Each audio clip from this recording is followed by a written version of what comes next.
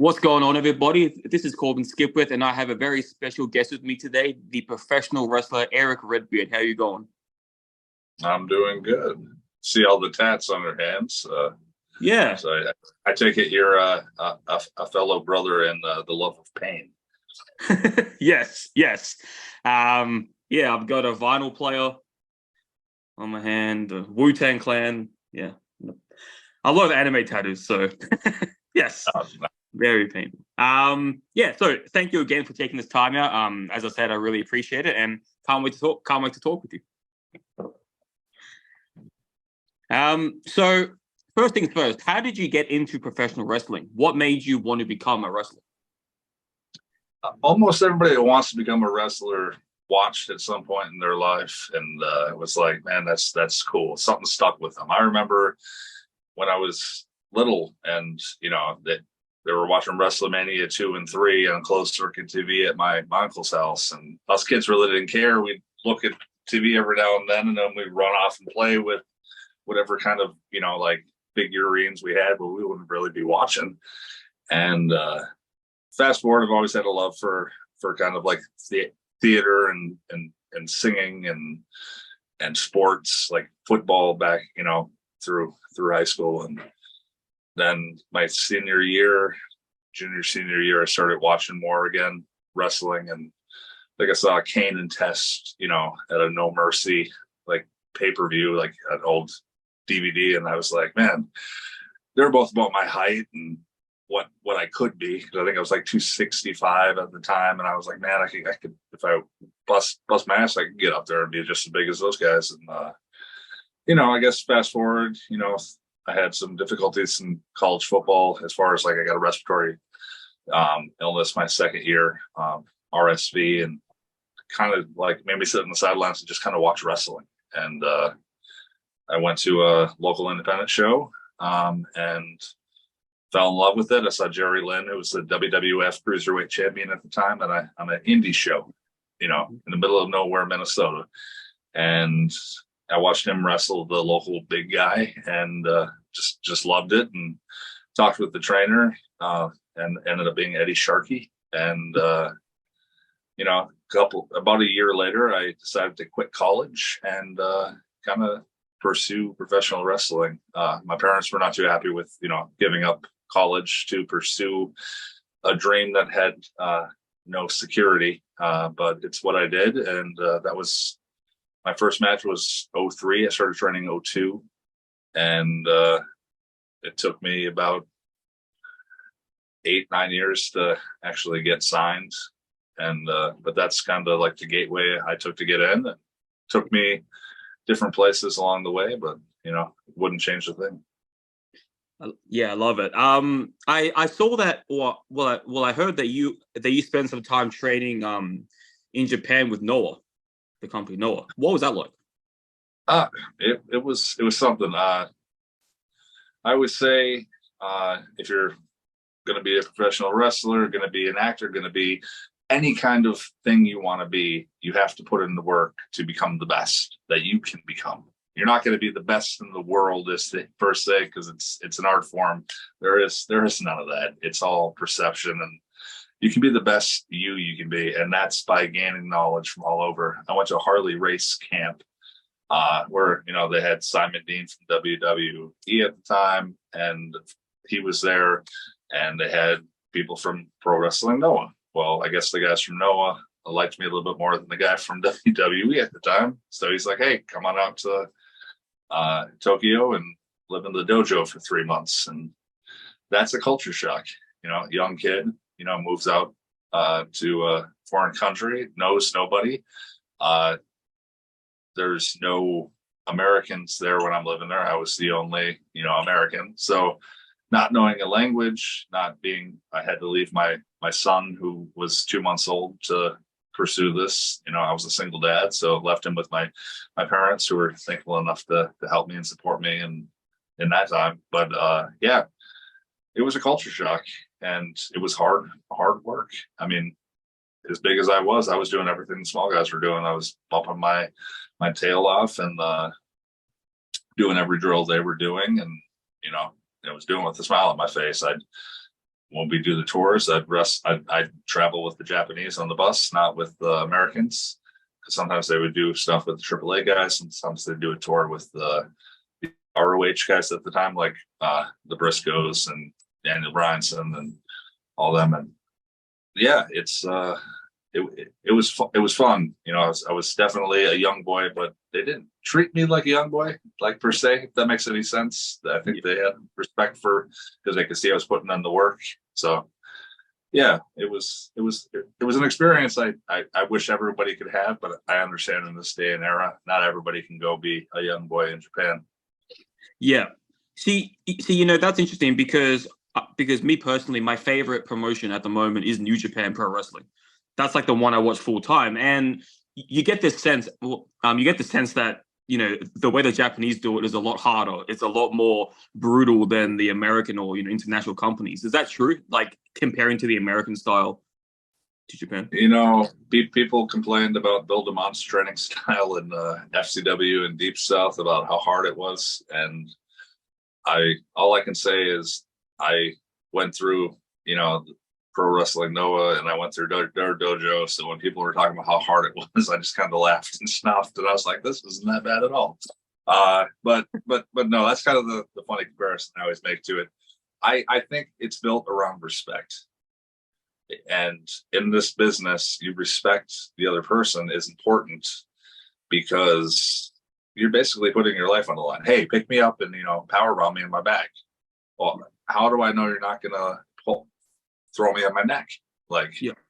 you want to have respect and genuinely like and care about everybody you work with and for. And if you at least despise each other, at least you have a common respect over wrestling, and you can make it through. So I think respect is key when it comes to wrestling, and anybody without it, I don't want to work with that guy. Yeah. No, that's fair enough. Yeah, it's just fascinating when I heard that, because, yeah, like I said, every week I watch New Japan and I just see I'm drawn into the strong style, as I guess as they would call it, and I'm just like, I can't watch you know, any other company now as much, because I'm just enticed with how hard they hit, with how physical they are in comparison. So it's really cool that you have the history there. So walk me through what it's like. You know, you get to NXT. What was it like from then, going from there to, yeah, starting with NXT? I mean, it's just learning bad habits. You know, I was one of those guys. Besides Noah, I basically stayed in the Midwest because of my son. I wasn't able to be that guy that was working for ROH's Dragon Gates, was traveling around the U.S. and being that indie worker, working as many different guys as he could. And that's how you improve, and that's how you work on these habits. That you're stuck in the same spot. You're going to think these habits are fine because no one's there to correct you. There because they've seen you every week, and you know their eyes aren't going to be the same as different people coming in and seeing, oh, hey, well, try this, or working different guys. You might work the same guy like 25 times on you know, the same circuit, you know. So definitely getting rid of these bad habits. And you know, there was a moment in time, especially within NXT, where it was like, we would switch from Dr. Tom, and then Bill comes in, and it's like all these different eyes, different opinions, and made you question yourself in everything you did. And maybe it kind of like put some guys back, you know what I mean? Didn't progress as quickly as they could have, because, you know, me myself, I once we got on the main roster, I felt myself progress a hell of a lot faster than being in developmental. And that's not a knock on the guys in developmental. There was just too many cooks in the kitchen, and I'd rather, if I'm going to learn, like I just said, I got into the business because of guys like Kane. So doing, you know, one-on-one matches with Glenn, you know, on live events, I probably learned 10 times more than being in a warehouse in Florida. Not to say that I didn't learn anything there. I learned a hell of a lot there, but I think my progression definitely enhanced once I was on the main roster. Yeah. And obviously for fans who watch WWE, you were part of the Wyatt family. That was, so tell me, like, just, you know, because obviously back then, especially, like, you know, how amazing, you know, just because I have so many wrestling fans, and we all talk about, you know, the Wyatt family, you know, and how good it was back then. Tell me, what was it like to be part of it, and how did you end up becoming part of the Wyatt family? You know, we, as far as like the Wyatt family was, it was something special. We knew it was something special. We could feel it, and we could feel it with the crowd and the way people latched on. And me as a person, you know, as it being a character, that's that silent Michael Myers type that, you know, because I was a big fan of Texas Chainsaw, Leatherface, which is why you saw like different masks eventually. But it was like, I am a big rooter for guys that are like, I guess, freaks. Like, you know, they don't fit a normal mold. They're always stared at. People always assume something about them. I walk down the street. If somebody doesn't know I'm a wrestler, I'm a tatted up giant with a beard. They're always asking like what, or looking at me, thinking they know me, and you don't know. I'm a dad. Like I like to go laugh, have some drinks with friends, like be silly, be goofy. You don't always see that side of me. So like in my head, that's what I always loved about the Wyatt family was our dynamics within each other and how much we could have told and how much we tried to tell with limited, hey, you can't speak, we don't have a promo sag, like just how we all interacted around each other, and we were all their own thing. And you know, it didn't really come about as any kind of way. Like Wyndham had this idea, you know, and it kept changing. Like at one time he was wearing a mask and his name was Axel Mulligan. Like when he came back down to NXT after being Husky Harris, he was going through all these different things. And, you know, a bunch of us were friends, you know, just like we loved horror flicks. So like I remember he handed me like 3 or 4 masks one day, and I wore pajama bottoms. I tried to be tiny in one. I wore like a weird, you know, like clear mask with like lipstick on it, cut the bottom half off. I wore a pig mask. I wore a clown mask. I wore the sheep mask, and all these different things that just were at Halloween shops, and just tried different promos. Sometimes they'd be with John Brody, and like, yeah, it's Dusty Rhodes was the promo guy there. And I remember specifically, he always said, you know, don't put the mask on your face. You're ugly enough. And that was the most sincere compliment a man can give, because wrestling is basically you're across the ring. Nobody wants to be across the ring from the monster, you know. Yeah. That was my way of saying you have a look, and that look is scary, especially if I'm coming at you full speed at 300 plus pounds. Yeah. But fast forward to one day, they said like the week of having the second Sunday meal on NXT, this is when it all came together. I don't know why, but they're like, hey, we want you. Cool. I know we've done promos together. This will be fun. NXT is developmental, so we never know what would stick and what wouldn't. What am I going to wear? I didn't know. Road Dogg was the producer. All I had was trunks. I was doing a Viking gimmick at the time with like all my tats are, you know, Norse mythology. So like, why not try a Viking character? And I was told the Viking character would never work, blah, blah, blah, which is funny. Now they have Vikings. But no, it was one of those things where they're like, well, what do you have? So like I had pajama bottoms and all that, you know, like I wasn't going to wear what John was wearing because he had his look as big, you know, his big rig look, you know, with the flannel and the trucker stuff. So it's like, well, if we're in a cult, I can't look like that. So, yeah. You know, it just happened in the trunk of my car. I'd done a reality show in Norway, and we did a farming, you know, competition. And in the farming competition, I had like big green coveralls. So I cut the sleeves off, and, you know, that was the look. And it fast forward to when they decided to make vignettes and say, you know what, we're going to do this on the road. What else was in my trunk that I pull out? All those masks, but I decided to grab the lamb mask, even though they said don't do it. The guy who was filming it loved it, and it just stuck. And they kept it in. It became part of the character. It became part of the gimmick. How much of the Wyatt family was your guys? So how much of the Wyatt family writing and angles was you guys, or how much of it was the writers? Like, did you guys have creative freedom in doing that? there was no creative, like, man, we lost the scene of 3-on-1. There was no creative freedom when it came to that stuff. Like, we didn't like the bookings at times, but we're new, like we do with the boss, and like that's the way it was. And there were times we were upset or questioned things. Because I remember it was like there was one match where Cena had to lose, and then for some reason there was a 3-on-1 match with us, and for some reason the three of us had to be the ones to put him over, which made no sense to me. And that's nothing against him. That's just, why are you trying to build this faction as these big monsters where the whole story, it's custom story. Us as a tag team, him as a singles, could be either way. We could all do single stuff if we wanted to.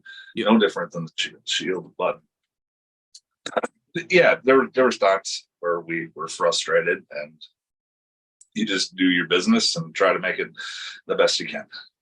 Yeah, because obviously, you had the Wyatt family, and as amazing as that was, it for you and Brody, that ended up turning into the Bludgeon Brothers eventually for you two. Tell me, what was so you got the Wyatt family. How did the idea of the Bludgeon Brothers come from that? I think we were kind of doing our own singles things, and like they weren't clicking because I remember my first run as a babyface. It's kind of hard to be a 315-pound giant killer babyface when every match you're in you lose and there's no story. So I was always stuck in that position where I never thought I had a singles run, because you can't be a babyface or a heel as a monster and just lose every match. You have no credibility. So I think, I had pitched a bunch more stuff. I tried to get more creepy with the character. And like, I remember doing a Talking Smack segment specifically because I wanted Vince to get what I wanted for the character. So I did like a 5-minute segment. I loved it. Well, Vince said he loved it, but then 2 seconds later, he had this other idea for me and John to do something, and his idea was something called the Bludgeon Brothers. What we were, it was nothing like they pitched to us, which was for the best, because we did have a lot of creativity within what we wanted to do with that gimmick. We were told we had to carry around these mallets. They didn't have a design for them, which luckily, the guy that did my masks, Jason Baker, he was able to create, like a cool, like Viking inspired one for me, and like a Gallagher inspired one for John. But yeah, like the outfits, everything, that was not what they originally planned. Do you remember Demolition's original attire looking like characters from Dodgeball when they lose their gear and have the leather S&M gear? Yeah. So that was their original pitch for the Bludgeon Brothers. That exact gear. Like they had like our bodies superimposed. I'm sure you've seen something like FDR, released about their little pictures. Well, that was their original design. So I got with designer Kim Dilla, and she was able to draw up some sketches, and because I wanted to add Nordic things, because I'm very much into that. And I talked John into finally doing a mask of his own too, because I thought it would be a really cool look, especially if we're coming out with these mallets of us both having these masks. I had already had the gas one, which I loved. I had a couple other ones that were getting made with more Nordic looks, and I just thought it was a great way to do it. So I loved the idea of when I took mine off, I made sure my hood was able to come off. So when I put it down in the entrance, it looked like a decapitated head. I had all this thought put into these things, and like the music, they actually let us actually have input for the first time on music, which my whole career, that's the only song I ever had input in with music. And that's the only music I think I ever liked when I was up there. But no, we definitely made something out of a situation that could have been bad. Yeah. No, I was just about to say, I remember that fondly. I remember watching you guys as the Bludgeon Brothers, and I thought for what it is, it's a pretty entertaining and pretty cool gimmick. So considering that, you guys made it definitely the best of the situation.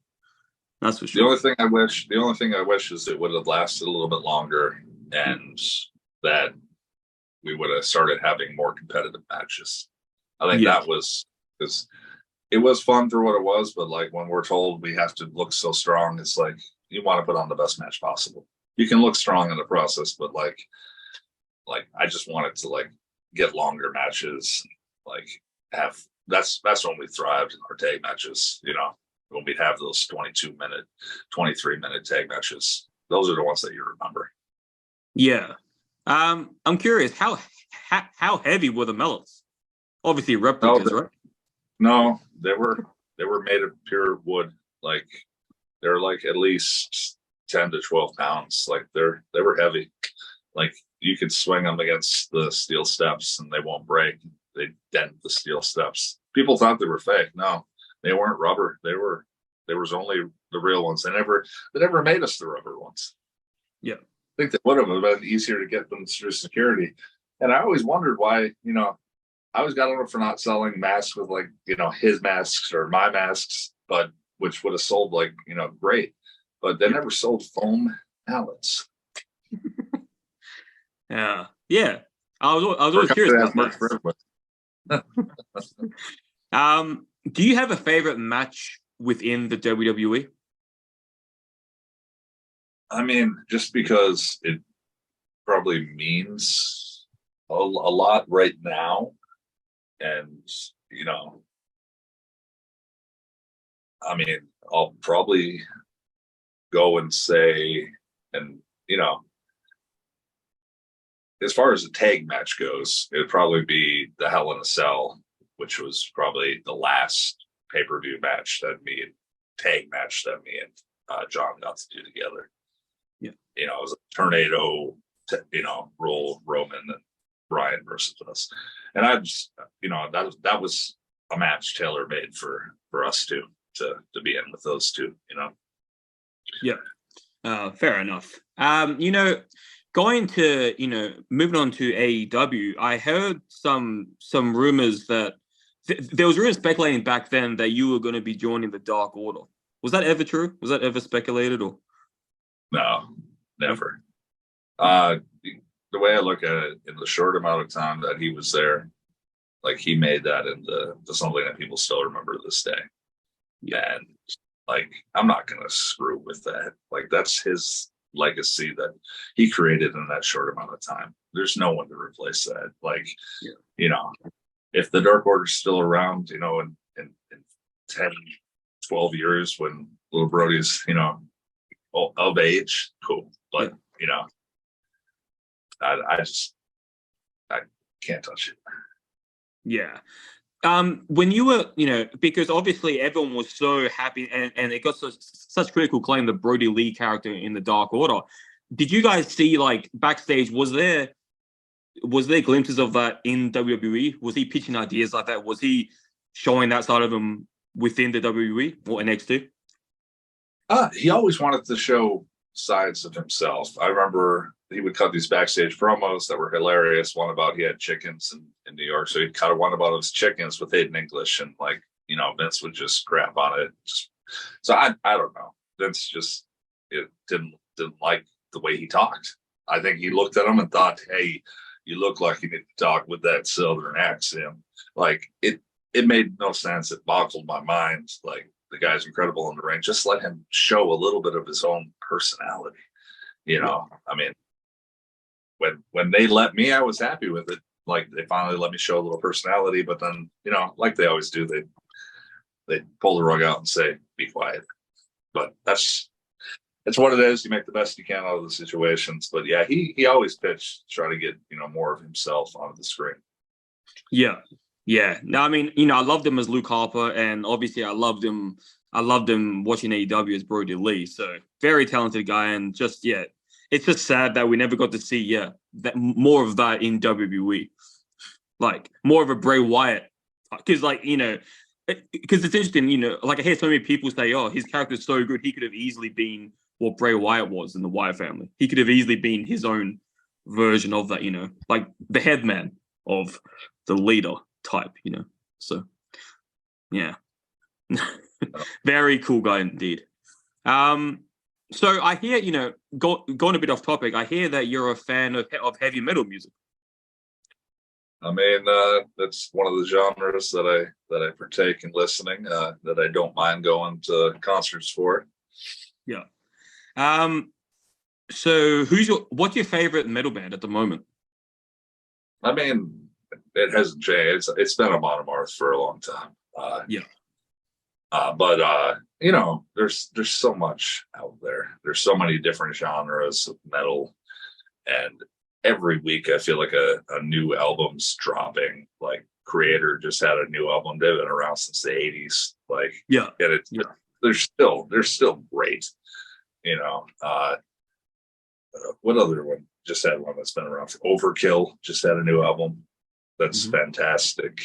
In Flames just had a new, like, I could just go on and on and on. One that's an entertaining band that just had an album about, I think, late last summer, Troll Fest. Yeah. And they had a song about a pink flamingo. It's hilarious. I think they auditioned for Eurovision or something, but they didn't make the cut, which is very sad. Yeah. If you listen to the song or link it, Troll Fest and their Pink Flamingo song, it's pretty fantastic. I'll have to give it a shot after this. Do you listen to the band? Have you heard of the band Tyr? Tyr. Yeah, from the Faroe Islands. Yeah, of course. They're great. They're fantastic. Yeah. He was my first metal interview I did. The lead singer, Haiti Johnson. I know I said that wrong, but yeah, great guy, great band. Yeah. Oh no, I was lucky enough to see him live a couple times and have a couple, conversations with him. Very, very down to earth, nice guy. Yeah, yeah, they're my favorite, like, Norse-ish band. If you count them as that, like, yeah, they're my top one at the moment. I love, because I saw them live in Australia, their first tour. They came to Australia, and I was lucky enough to get tickets for it. So I recommend their album. Their album they played basically almost all of their hits, but with an orchestra. Came out during COVID, like 2020, 2021. It's really good. Wow, I would have to. That'll be. I can't imagine how good they'll be with an orchestra. Like, man, thank you for the tip on that. One thing that I know a lot of people, who are a fan of you, wondering is what, So if you had a Mount Rushmore for big men wrestlers, what would that be for you? For big men wrestlers, yeah, Bruiser Brody would be at the tip top. Big John Studd would be right alongside him, which I don't know if many people agree with me, but I certainly do. Big Glenn's on there, like Kane, to me. Yep. And that's not a knock on Taker. Taker's a fantastic big man. It's just I resonated more with watching Glenn growing up. And as far as the fourth, you know what? I'm gonna put John on there. Yeah. Nice. Well, there you go. Do you have a current, like, is there any big man wrestling right now currently that really blows you away in any company that you've seen? Myself. Just blow myself away, No, I have to say that, right? I mean, I'm a free agent. But as far as like guys that are blowing me away, I've always been a fan of Lance Archer. Like, I've always thought he's been, underrated, and I've been a fan of his stuff. But I think he's still kind of waiting for where he fits in, especially within AEW. It's good to see him getting back into his the roots with New Japan again. I've as far as like big men go, it's funny to call Bronson Reed a big man since I'm so much taller than him. But yes, he's another one I look out for, and there's another guy, and he's kind of had ups and downs within the roster with his T-bar gimmick, but Dijak, I think I've started watching him when John had that match with him and the NXT Worlds Collide. So, but I always had my eye out with watching him too. Nice. Yeah, I love Lance Archer myself because obviously I watch New Japan and he's in there a lot. And it's just like, I just love seeing him because I feel like he shines obviously more there than in AEW at the moment.